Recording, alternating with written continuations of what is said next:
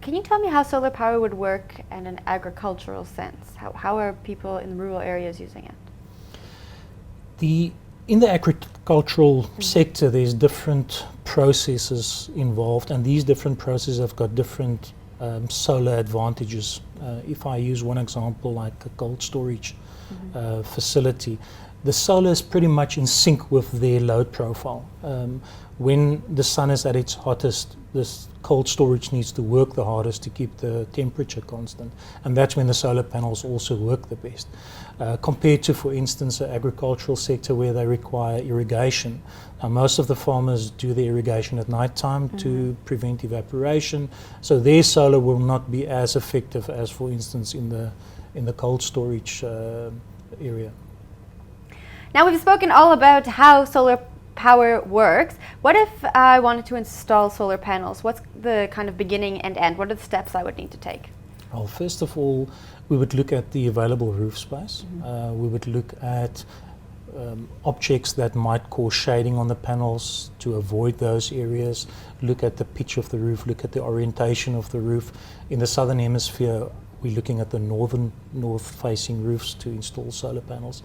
And then obviously the feasibility to see if it makes financial sense for the specific business or commercial property to go the route of solar. The solar installation process itself is a fairly straightforward, low impact process.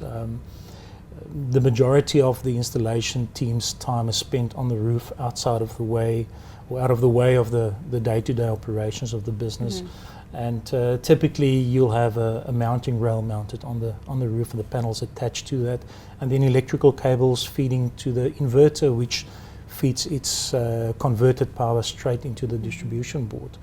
And the time to do that, like I mentioned earlier, is quick. A megawatt plant in under 6 months, and then obviously the smaller the plants, the quicker.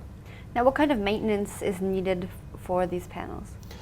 Because there's no moving parts, the only maintenance required on a solar system over the 25-year lifespan or 30-year lifespan would be regular cleaning, and the cleaning is also a factor of where the plant is situated, how much dust is there, with the pitch of the roof.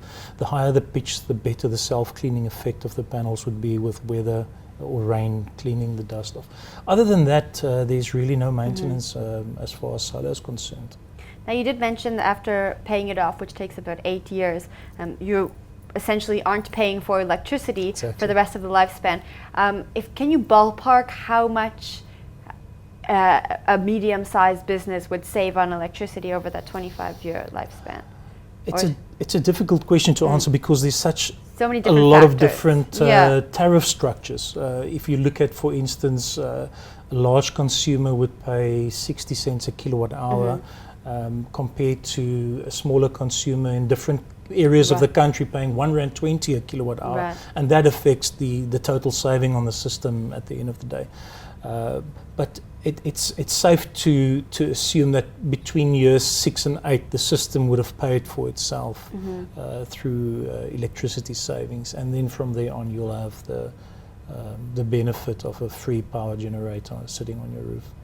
Andre, thank you so much for coming in and sharing. I think that was quite valuable information to share with those people who would like to save some energy. Thank you.